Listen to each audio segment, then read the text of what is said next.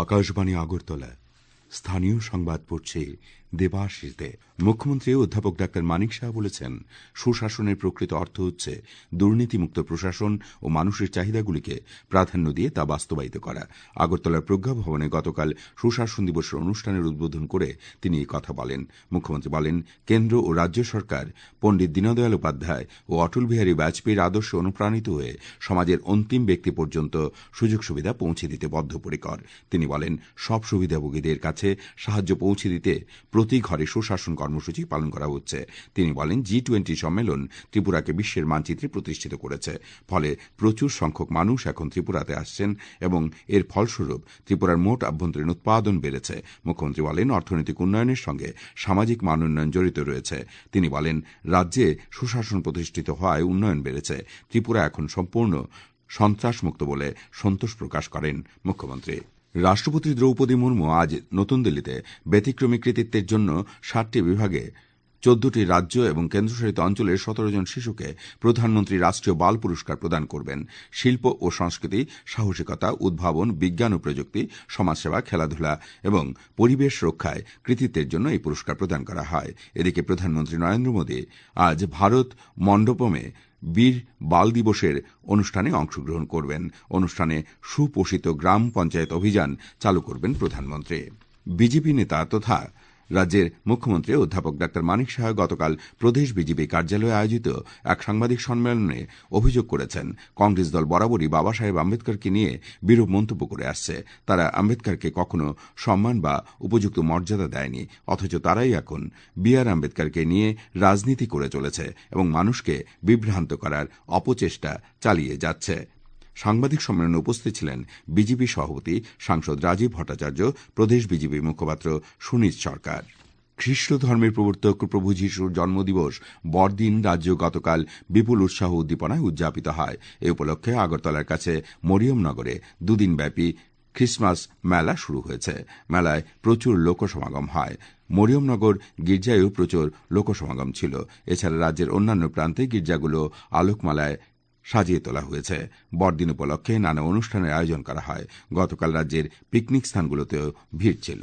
সারা দেশে গতকাল নানা কর্মসূচির মধ্য দিয়ে প্রাক্তন প্রধানমন্ত্রী প্রয়াত অটল বিহারী বাজপেয়ীর 100তম জন্মবার্ষিকী উদযাপন করা হয়। রাষ্ট্রপতি দ্রৌপদী মুর্মু, উপরাষ্ট্রপতি জগদীপ ধনকর এবং প্রধানমন্ত্রী নরেন্দ্র মোদী গতকাল প্রাক্তন প্রধানমন্ত্রী দিল্লির সৈয়দ অটল স্মৃতিসৌধে পুষ্পস্তবক অর্পণ করে অটল বিহারী বাজপেয়ীকে শ্রদ্ধা নিবেদন করেন। প্রাক্তন রাষ্ট্রপতি রামনাথ কোবিন্দ, কেন্দ্রীয় স্বরাষ্ট্রমন্ত্রী অমিত শাহ, লোকসভার অধ্যক্ষ ওম বিড়লা, অন্ধ্রপ্রদেশের মুখ্যমন্ত্রী এন চন্দ্রবাবু নাইডু এবং কেন্দ্রীয় মন্ত্রী ও বিজেপি সভাপতি জেপি নাড্ডাও অটল বিহারী বাজপেয়ীর প্রতি শ্রদ্ধা জানিয়েছেন। অটল বিহারী বাজপেয়ীর এই জন্মজয়ন্তী উপলক্ষে গতকাল আগরতলায় অটল বিহারী বাজপেয়ী রিজিওনাল ক্যান্সার হাসপাতালে রোগীদের মধ্যে ফল মিষ্টি বিতরণ করা হয়। বিজেপির 6 আগরতলা যুব মোর্চার উদ্যোগে অনুষ্ঠানে উপস্থিত ছিলেন যুব মোর্চার রাজ্য সভাপতি সুশান্ত দেব সহ অন্যান্যরা। এদিকে গোমতী জেলায় বিজেপি গোমতী জেলা অফিসে অটল বিহারী বাজপেয়ীর প্রতিকৃতিতে পুষ্পার্ঘ্য নিবেদন করেন দলের জেলা সভাপতি বিধায়ক অভিষেক দেবরায় সহ জেলার কার্যকর্তাগণ। সুশাসন দিবস উপলক্ষে গতকাল মেলাঘরস্থিত সোনামুড়া মহকুমা হাসপাতালে যুব মোর্চার উদ্যোগে রোগীদের মধ্যে ফল বিতরণ করা হয়। তার আগে মেলাঘরে দলীয় অফিসের সামনে অটল বিহারী বাজপেয়ীর প্রতিকৃতিতে পুষ্পার্ঘ্য অর্পণ করে শ্রদ্ধা নিবেদন করেন বিজেপি নেতৃবৃন্দ। এদিকে অটল বিহারী বাজপেয়ীর জন্মদিবস উপলক্ষে গতকাল জোলাইবাড়ি ব্লকের কুমারঘাট অঙ্গনওয়াড়ি কেন্দ্রে গোমতী জেলা নেহরু যুব কেন্দ্র ও কুমারঘাট তরুণ সংঘের যৌথ উদ্যোগে সুশাসন দিবস পালন করা হয়। গতকাল থেকে রানীর বাজারের আশারাম পাড়ায় 7 দিনব্যাপী কুম্ভমেলা শুরু হয়েছে। পর্যটন মন্ত্রী সুশান্ত চৌধুরী গতকাল ত্রিপুরেশ্বরী কুম্ভমেলা পরিষদ ও কুম্ভ কালীবাড়ির যৌথ উদ্যোগে আয়োজিত কুম্ভ কালী মেলার উদ্বোধন করেন। উপস্থিত ছিলেন সাংসদ রাজীব ভট্টাচার্য।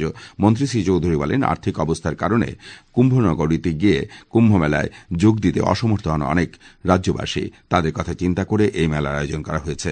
এই মেলার খ্যাতি রাজ্যের বাইরেও ছড়িয়ে পড়বে বলে তিনি আশা প্রকাশ করেন। তিনি বলেন, রাজ্য সরকার সবসময় জনগণের সুযোগ সুবিধার কথা চিন্তা করে তা পূরণে বদ্ধপরিকর। উল্লেখ্য, এই মেলায় দেশের বিভিন্ন প্রান্ত থেকে নাগা সাধু ও সন্ন্যাসী সহ রাজ্যের বিভিন্ন প্রান্তের মঠ, মন্দির ও তীর্থস্থানের বিভিন্ন সম্প্রদায়ের সাধুসন্তরা যোগ দেন। সিপাহীজলা জেলার সোনামুড়া ক্রিকেট অ্যাসোসিয়েশনের উদ্যোগে গতকাল 2022-23-24 সালের পুরস্কার বিতরণী ও সম্বর্ধনা অনুষ্ঠানের আয়োজন করা হয়। অনুষ্ঠানে উদ্বোধন করেন সোনামুড়া নগর পঞ্চায়েতের চেয়ারপারসন শারদা চক্রবর্তী। উপস্থিত ছিলেন ত্রিপুরা ক্রিকেট অ্যাসোসিয়েশনের সভাপতি তপন লোধ, সোনামুড়া ক্রিকেট অ্যাসোসিয়েশনের সম্পাদক বুদ্ধ পাল, সভাপতি বিশ্বজিৎ দাস, সোনামুড়া নগর পঞ্চায়েতের ভাইস চেয়ারপারসন শাহজাহান মিয়া, প্রাক্তন মন্ত্রী বিল্লাল মিয়া। অনুষ্ঠানে সোনামুড়া মহকুমার বর্তমান ও প্রাক্তন ক্রিকেট খেলোয়াড়, কোচ, আম্পায়ার ও স্কোরারদের পুরস্কার প্রদান ও সম্বর্ধনা জ্ঞাপন করা হয়। আবার খবর। আজ দুপুর পর্যন্ত আবহাওয়ার পূর্বাভাসে জানানো হয়েছে আকাশ অংশত মেঘলা থাকবে, সকালের দিকে কুয়াশা থাকবে। আগরতলায় আজ ভোরের সর্বনিম্ন তাপমাত্রা ছিল 14.8 ডিগ্রি সেলসিয়াস, দিনের সর্বোচ্চ তাপমাত্রা থাকবে 26 ডিগ্রি কাছাকাছি। আবহাওয়া শুষ্ক থাকবে। স্থানীয় সংবাদ এখন।